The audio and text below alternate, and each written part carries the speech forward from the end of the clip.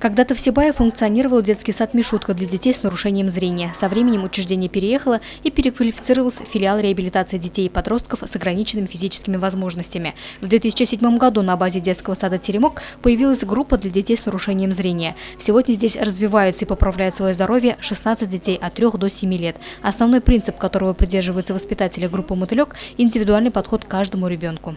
Мы работаем специально по программе под редакцией Плаксиной, программа специальных коррекционных образовательных учреждений для детей с нарушением зрения.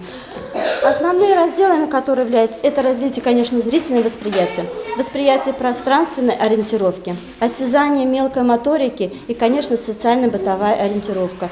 Потому что эти все разделы очень важны для детей, которые имеют отклонение в развитии именно с нарушением зрения.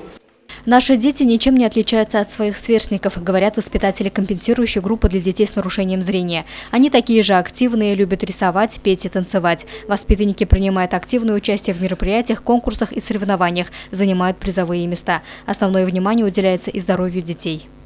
Очень большая связь с медсестрой ортоптисткой. Это много значит для наших детей. Во вторую половину наши дети принимают лечение на аппаратах. В нашем учреждении имеются такие аппараты, как электростимулятор. Это для детей с лечением амблиопии, косоглазия, астигматизма.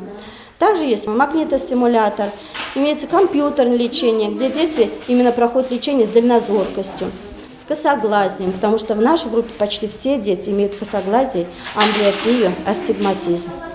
При своевременном лечении и проводимых специальных занятиях от многих заболеваний, связанных с нарушением зрения, можно избавиться. В этом плане компенсирующая группа в детском саду «Теремок» – хорошее подспорье как для самих детей, так и для их родителей. Ребенок с первых дней с удовольствием пошел в группу, общаться стало, приходить с новыми впечатлениями. Ну и по зрению, конечно, стоит выразить огромную благодарность педагогам, что они выражают свой профессионализм, проявляют. Есть результаты.